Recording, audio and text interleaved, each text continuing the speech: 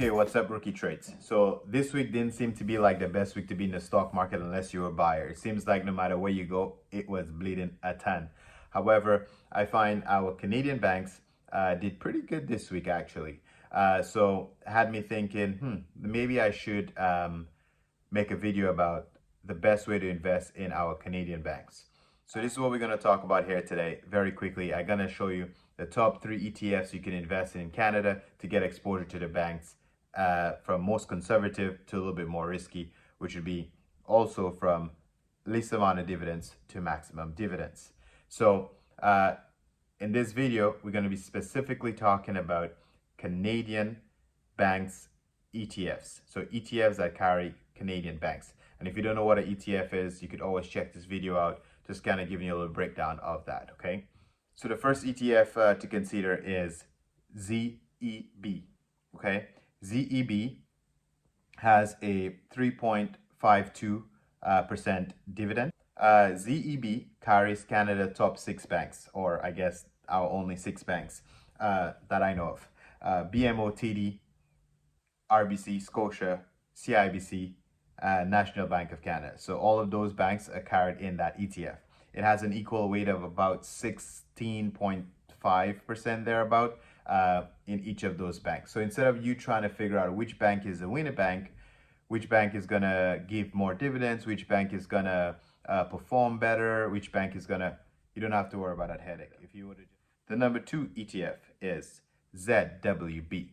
Now ZWB is a little bit interesting because, you know, on this channel I like to try to pretend like I know how to trade options. I mean, I lost a little bit of money, well, a ton of money trading options, but these professionals here know how to trade options and sell covered calls. This ZWB ETF is very interesting. It actually gives you a 5.37 dividend, which is great, nothing to, you know, laugh about. That's actually pretty decent dividend. And it's kind of interesting also because it carries the previous ETF we just spoke about, ZEB, and also carries the same 6 banks. So you would have about 26% of the fund would be ZEB, and then the balance of the fund divided roughly about 12.5% equally the same 6 banks that we just spoke about: BMO, TD, RBC, Scotia, CIBC, National Bank of Canada.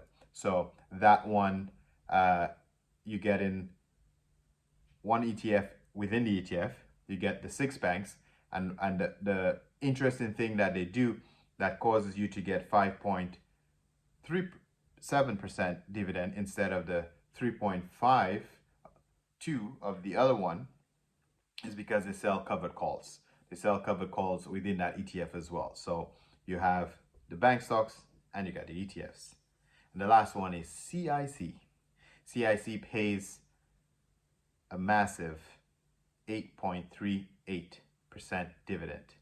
And that one carries the same 6 banks, because we're all talking about the same banks. So you have the same exposure to BMO, TD, RBC, Scotia, CIBC, National Bank of Canada, with approximately 16% equal weight to 16.6% weights of each of the bank. And the rest of the ETF mainly does covered calls as well, but it does a lot more calls percentage-wise than ticker symbol ZWB. So which ones am I actually invested in?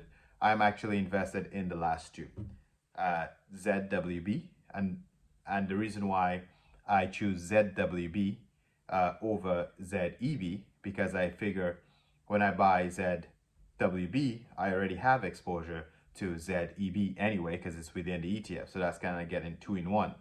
And I am invested also in the CIC because, of course, I love that juicy dividend of 8.38%. So this is my favorite way to invest in the Canadian banks, and in markets like this, when it's very volatile and you're having all of those portfolio rebalancing and economy opening back up, the bank stocks tend to do very well. Hopefully this was helpful. Go get that money, and good luck with your investment.